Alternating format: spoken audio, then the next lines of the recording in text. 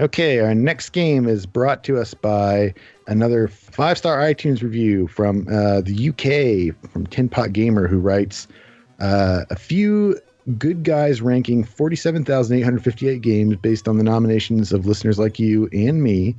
All rankings are final, official, and scientifically accurate, and I think they should rank for the good old ZX Spectrum.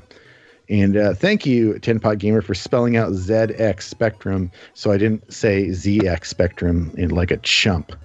Fantasy World Dizzy. It was developed by the Oliver twins and published by Codemasters for the ZX Spectrum. Earliest release date and territory was October 1989, I'm sure, in the UK. So what do we say about Fantasy World Dizzy? Who played this one? It had other versions too, It was available I played the Amiga one. And the other system. There's not just the ZX.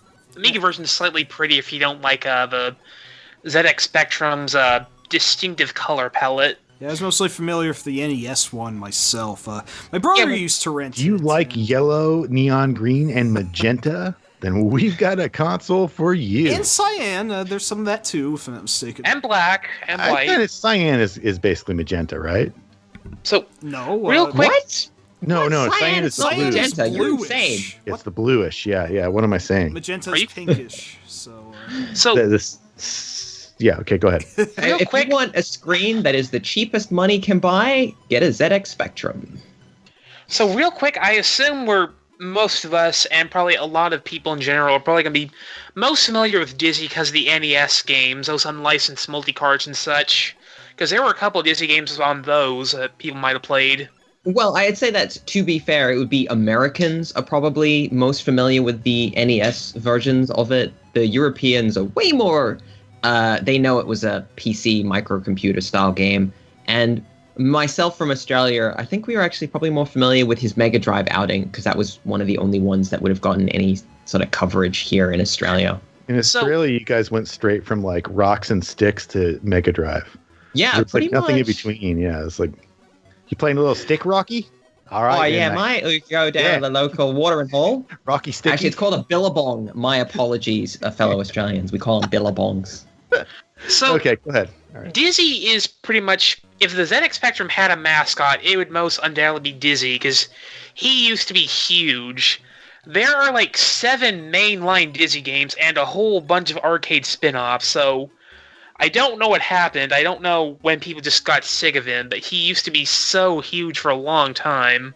This is the third of the about 7 or so games. If you read the UK-based retro gaming magazines and stuff, like he still draws a lot of water in certain parts of the world. So, although to note, he did not draw a lot of water on Kickstarter, so his fan base may be not particularly interested in getting a new Dizzy game. It seems to be. How could you improve upon this? That's a good question. I don't know why all the games are the exact same and just get consecutively the same. We should talk about what this game is for those who haven't played the series. Basically, they're all this puzzle platform with a little bit of an adventure game element, but not much. Well, I would say they're basically point-and-click games where instead of just clicking between locations, you have to navigate some fairly hostile environments in order to solve puzzles. Hostile? Okay, let me explain something about this game. All right? This is a game where there are background elements that will hurt you. Like background tiles, like torches on the wall. They're like, oh, that's a cool torch. They don't hurt you. They kill you. Yeah, let's not lowball that. You die if you get hurt in this game. If you jump in front of a candle on the wall, you will die a horrible death. Don't touch fire, You're an egg. Stay away from fire. Look, there is no candle on Earth that's going to cook an egg from the distance. Instantaneously. It's not going to happen. I don't care how fantastic your world is, Dizzy. It ain't going to happen. No, but it's just such a weird thing to do. Like, put something cool, like, oh, those are cool little details in the background. No, it's not the background. That candle is right in your way, and if you touch it, you're dead. I guess when people talk about Euro games and Euro logic, Dizzy is a great example of just how Euro a game can get. Well, but we got to say this though. Like when I'm talking about like a background tile, like I call it a background tile because I'm thinking in NES game logic, which does not apply No, this is a European game. They didn't. And they the probably didn't take any influences from the NES for this line of games. No, and why would they? It wasn't a popular console over there. It wasn't the benchmark, for game design. So the people who originally played this game probably, as unthinkable as it is to me, probably didn't have the same problem where they keep thinking of these things as just a little nicety background details. Like, no, if it's on there, it means something. Like, we don't have a lot of stuff to play around with here. Well, that's true with the 8-bit microcomputers. In general, you don't have background objects because you have like one sprite layer, more or less. So if it's there, don't touch it. Yeah. So I mean, so when we talk about this game, and we're gonna probably not, we try to be fair, but and try to approach games on their own terms, which I think is the most scientific possible way of doing it. But how can we be fair with a game that is very patently unfair? like I said, some of the unfairness might be just a game design logic that does not make sense to us because we didn't. Our first games weren't microcomputer games. Yeah, the thing is that Dizzy is more or less continuing on in the tradition of those old British adventure platformers like Jet Set Willy and Monty on the Run and what have you. Really brutal, hate you, want you to die games like that. And it's basically one of those with the addition of kind of dumb inventory-based puzzles. Yeah, it's kind inventory-based puzzles that are worse than the ones in Resident Evil, I should add, because Dizzy cannot carry very much shit. He's an egg. He has no pockets. You get a backpack, and you get to carry an extra item. Just the thing is, though, what makes this even better, there are items that are not just useless, but actively harm you. Like, Cal, do you want to take this, or should I? Dizzy's drinking problem. Okay, so early on, you can find a bottle of whiskey, and you can pick it up. But if you try to drop it, Dizzy he's just going to chug the whole thing, and your controls screw up for the rest of the game. No. Dizzy has problems. Until you die? Really? We're not 100% sure how long it lasts. Well, it lasted long so enough. Great. Huh. But canonically, Dizzy is like not any older than 16, so Dizzy has a little bit of a problem. He's had a troubled life. It's pretty messed up, but it is fantasy world Dizzy. I don't know how egg ages work. It gives you a different way of playing. Like, most games, we assume that we're controlling a character who wants to live. Dizzy, it plays the way it plays because Dizzy desperately wants to shuffle off this mortal coil. He wants to check out. Well, Dizzy nobody is likes not interested Dizzy. in living anymore.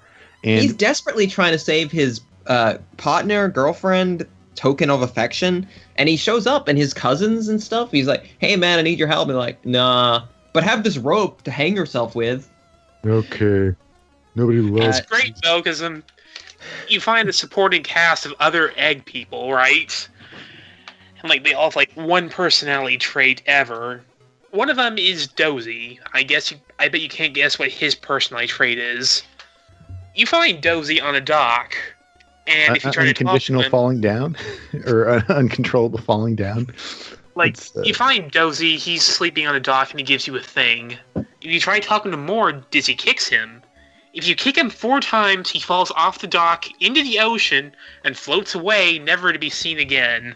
Wow, murder! Lucky bastard! Wish I were dead. Nobody gives a shit about Dizzy. Whiskey sound effect here. Yes, in fantasy world Dizzy, where all your wildest egg-related dreams will come true. Not the wildest. Trust me, my egg-related dreams are pretty damn wild. But to not get off track too far, let's talk about maybe some things that the game does, I guess, reasonably well. It's quite a large world. It's quite well presented. There's a lot of graphics, a lot of little effects and things that the game presents to you. The puzzles are mostly solvable. Like most of them you can kind of work out, counting that you figure out what the game wants you to do, and it's not too difficult usually. There was one bit where I basically abused the pattern of an enemy resetting when I opened my inventory. Not sure if you were supposed to do that, but it was the only way I could get any further in the game, so who knows, maybe that was the solution all along. The weird thing, I mean, Look, yet again, I'm going to bring up VVVVVVV because I love impronounceable game titles. But I mean, that is a very microcomputer inspired, indie game that, Dizzy does do some stuff like that. That it definitely is part of that. It's a key ingredient in that game design philosophy of like constantly dying, but you get to start over really fast, right? Well, the big flaw with Dizzy, when you're mentioning that, is you only get a few lives, and then the game boots you to the title screen. Right. Yeah, that's true. All right. Forget it. Never mind. This is definitely, again, I've mentioned this before, I think, or maybe on Tarkin. This is probably a game that plenty of people maybe played the version that had a trainer that gave you unlimited lives. That must be what I'm thinking of, because the one I played, I got to try again endlessly. And I got frustrated, but I was frustrated to my heart's content. It's really not uncommon for these games to have been pirated and people having the trainer version. Even if they owned the game, the version with the trainer probably floated into their hands at some point. This is very common on the Euro scene. Yeah, let me ask that. Who in this game's development team thought it was a good idea to just give you 3 lives and squat else? For a game like this, that's so expansive, like, could they have a backup save option or something? Well, the main thing is... That was Clive. That was Clive. If you figured out Dizzy, you probably got through it in maybe 30 minutes, an hour. It's not a long game if you know exactly what to do. And these games, they're trying to get them to 10-hour links. They're trying to get you 15 hours of game. And unfortunately, that means that the 15 hours has to be found in dying, doing everything again, dying, doing everything again. That's unfortunately how they achieved any sort of length in these games. And it's not ideal, but that's kind of just what people... Where does the line exist between value and frustration? Well, oddly enough, I mean, we're talking about this after our big beat 'em up episode extravaganza, and in a lot of ways, like if you could just, that's kind of like the secret of playing beat 'em ups now is that of course we're all playing the arcade ones via MAME where you can just keep going as long as you want because it costs you nothing. Whereas, like, I think this game we would look a little bit more fondly on it if we only considered it as if you had infinite lives and just could keep retrying, and then it becomes a little bit more tolerable. This is a game you're expected to do again and again and get a little bit further every time, and maybe eventually you'll reach the end. Maybe. If you manage to accidentally pick up enough railings along the way. Yeah. That's, so to beat this game, you have to collect coins. I think it is. Is it coins? That was stars. Forgot. 30 is coins. It stars? 30 coins, thank you. I thought it was coins, Mr. Stars. It's stars in another game. Damn it. Yeah, that's another thing. Oh, is it stars of the NES version? Because it's coins in the ZX one. Can't actually keep all the Dizzy games together. But there's one point where you actually have to pick up a random piece of railing that is the same as all other pieces of railing in order to collect one of these coins. So, that's kind of, that's inexcusable. Well, like, that is not Euro. That is just bullshit. Specifically, is that the closest this game gets to a murder boat type situation? Harking back to good old King's Quest V. There are plenty of moments in this game because this game wants you to explore. It wants you to try and figure out the solutions to puzzles, and unfortunately, sometimes failing to figure it out will just get you killed, which is it's not fun. Explore or explode. Okay, so there's not much. I don't think there's too much left that we have on this game to say. I do like some of the little touches that they put in this game. At one point, you go to Upside Down World, which was actually surprising how nice that was. That you jump through the center of the Earth and then you end up upside down and your controls are reversed. That's a nice touch. It's actually fantasy world, and it feels kind of nice that they actually put customized things in this game. A lot of Euro games tended to have very basic controls and nothing changed. You know, it was an arcade game where you just mash punch for an hour and then the game is over. So I respect this game for, actually adding like different elements, and there's characters that actually talk. There's little bits that are decent. Their heart was in the right place. How does that sound? Yeah. I do think that compared to other Euros, there was a lot more heart. And that's why people, I think, responded well to these games, is that they actually had elements that kind of elevated it to, we thought about it. Yeah, compared to Jet Set Willy, this game is a masterpiece, I think. the music isn't as good as Monty on the Run, though, which is a big disadvantage. You can't always have Rob Hubbard for everything, though. Mm-hmm.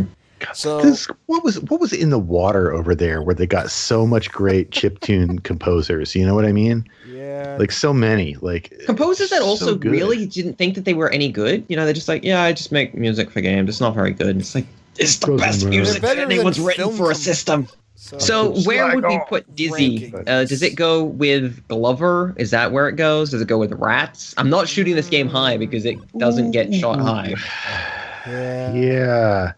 I'm not going to Jones Zones it because it does have. I should mention that Interactive Studios, the people make Glover. I believe they were founded by the people who made this game. So. And Glover deal with anthropomorphic like household objects that are white, no less. Yeah, I could see that. Weird. Small world. The thing is, the follow-up Dizzy, the Mega Drive one, was a better game. It was actually almost approaching a fun and fair game because you had a life bar in that one. So it almost got there. They kind of eventually they figured out, you know what? If these games were a little fairer, they'd be more fun. And yeah, that's the frustrating thing about the. It's like you're so close to making a. Because you don't want to hate on a game like Fantasy World Dizzy, like exclusively hate on it. You know, like not exclusively. What's the word? You don't want to subject it to absolute damnation, I guess, because it's like you can tell that the people who made this game, like they were paying attention to things and they knew what they were doing and they were making a game for a certain audience and it doesn't export well. You know what I mean? Yeah, there's always, whenever you have these time periods, there is a zeitgeist at the time. And if you're in the middle of it, you do just sort of pick up this knowledge and you just sort of get it. And that's true on the NES with you guys with Metroid, and it's kind of like you just kind of know a lot of these things, and you're just like, well, I got it. It's fine. It's no problem. Like, it makes perfect sense. Yeah, because it operates within the the logic of the time period and the market and all that, and it's like the people who are playing it were expecting something. And with something like Fantasy World Dizzy, if you were, you can make copies of discs, and there's lots of games sort of floating around. So obviously people, if they were playing this, kids or whatever were playing this, they were talking about these games. They were saying, hey, did you get that thing? It's like, I'm stuck. And it's like, well, what did you do? You do this. Okay, cool. And then, they bounce back and forth, and then they solve the game, and they feel like, yeah, we did it. We solved the game. Cool. We finally saw the end screen. And Dizzy's a game that I actually feel like you can finish this game. I'm not going to myself. But unlike some Euros where it just feels cheap and nasty and mean, I'm like, no, I'm never, ever going to even attempt this. This game does feel like, I think if I played it enough, I could get through it, excluding the railing thing, which is kind of annoying. Yeah. But other than that, I feel like this game is actually playable and solvable, which does push it a little bit higher than your average kind of cheap game. The whiskey bottle thing alone just shows a little bit of heart and humor in the game that I really appreciate. Just the conversations that must have been created on the playgrounds. You can get drink the bottle, but then what do you do with the bottle? I don't know, just drink it. It's like, it's funny. So yeah, well, that's a good point.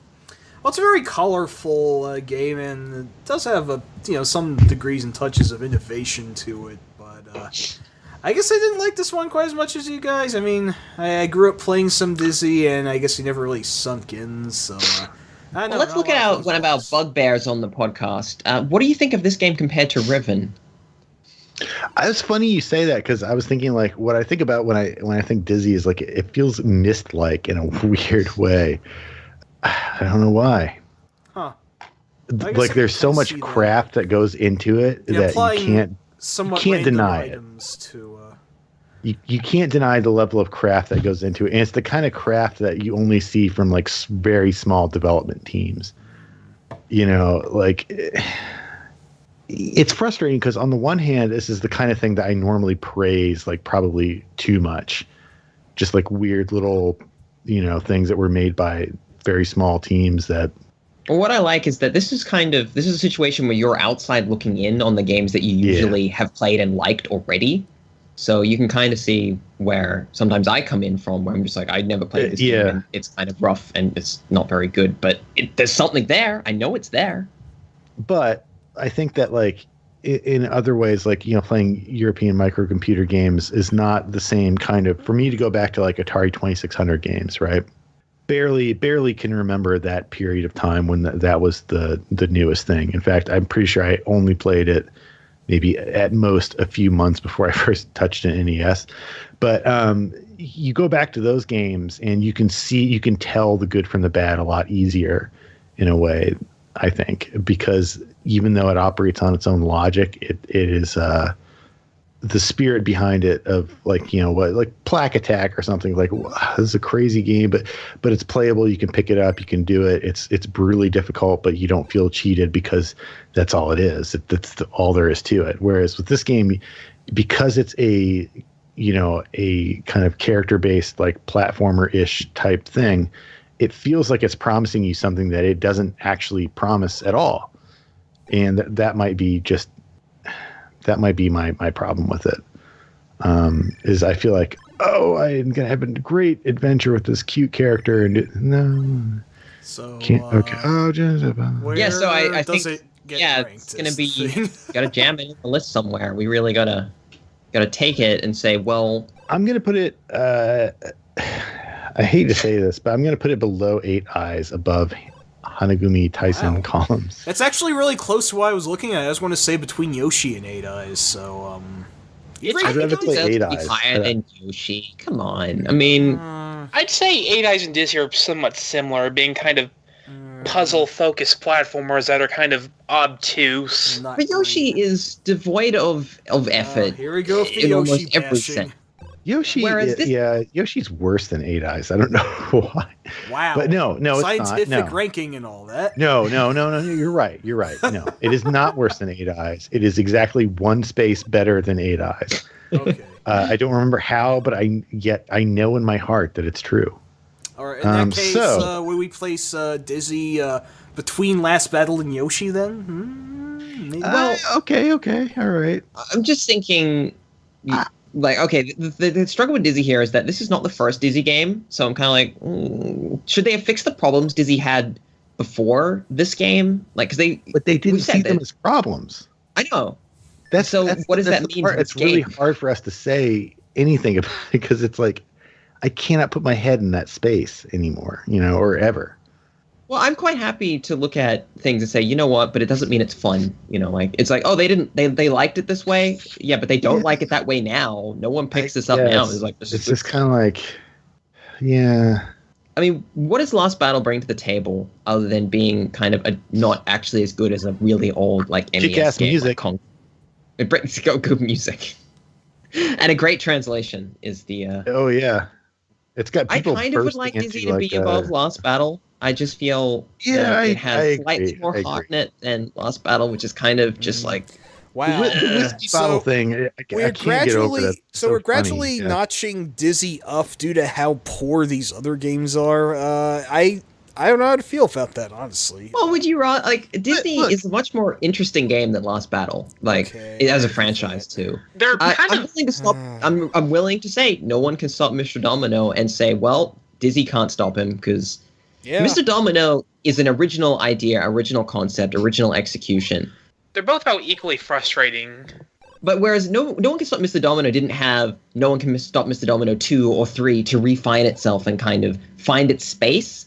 Dizzy kind of like, well, people like it being kind of junky and not fun, so we're going to keep that. And that to me is a negative that they didn't think, maybe we should just give the player unlimited lives or something. Just give them a concession so that they can beat the game. Yeah. No. All right, so I guess we found the trainer version.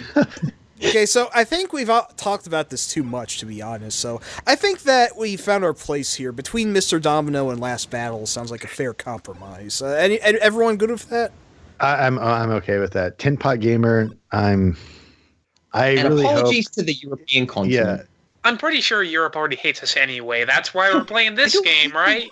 Poland doesn't coming back because they really genuinely hope that we will one day see the light. And hey, we said Tarkin was great, and it is great. It is great. Yeah, we have nothing but Turrican's good even things to say about Turrican. Yeah.